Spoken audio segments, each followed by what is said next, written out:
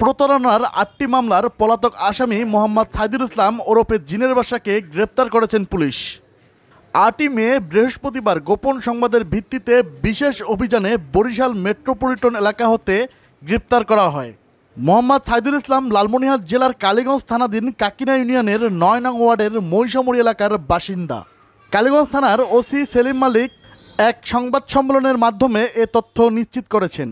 Police সূত্রে জানা যায়, আসামি মোহাম্মদ সাইদুল ইসলামের বিরুদ্ধে ঢাকা, শরীয়তপুর, রাজশাহী, গাজীপুর, নেত্রকোনা, মানিকগঞ্জ সহ মোট ৮টি জেলায় প্রতারণা সংক্রান্ত মামলা রয়েছে। তার বিরুদ্ধে নারী ও শিশু নির্যাতন, জালিয়াতি, বিশ্বাস ভঙ্গসহ নানা অভিযোগে মামলা দায়ের হয় ২০১৩ থেকে ২০২১ সালের মধ্যে।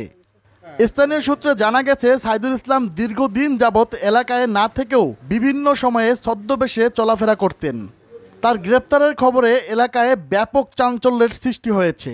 সাইদুল ইসলাম ভুয়া আইনশৃঙ্খলা রক্ষী বাহিনীর পরিচয় বিকাশের মাধ্যমে প্রতারণা, কখনো জিনের বাদশার পরিচয়ে নানা প্রতারণা চালিয়ে আসছিল।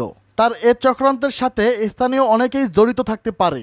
তাই মামলাগুলো তদন্ত করে এ চক্রান্তের সকলকেই আইনের আওতায় আনার দাবি জানান তারা।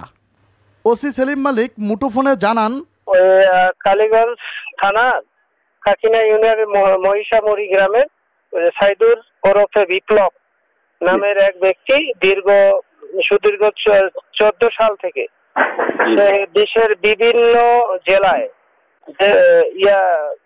সরকারি অফিসার পরিচয় দিয়ে মানুষজনদের সাথে প্রতারণামূলক কর্মকাণ্ড করত। কখনো ডিসি স্বাস্থ্য, কখনো এসপি স্বাস্থ্য, এই টাইপের পরিচয় দিয়ে পরবর্তীতে ঢাকা, রাজশাহী, গাইবান্ধা, নওগাঁ, শরীয়তপুর, মানিকগঞ্জ এরকম ৮টি জেলায় তার বিরুদ্ধে এই প্রতারণার মামলা হয়। এই প্রতারণার মামলার ৮টি ওয়ারেন্ট আমাদের থানায় মুলতবি থাকে এবং এর মধ্যে 2টি ওয়ারেন্টে তার সাজা হয়, একটাতে 1 বছর।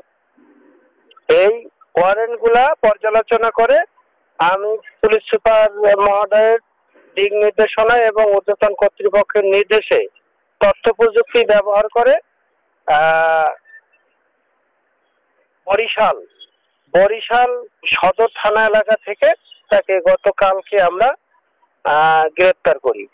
বরিশাল থানা পুলিশের সহায়তায় গ্রেপ্তার করে থানায় নিয়ে আসার পরে তারপরে আমরা এই 8টি মুলতবি ওয়ারেন্ট সহ তাকে আমরা বিজ্ঞ আদালতে সোপর্দ করি।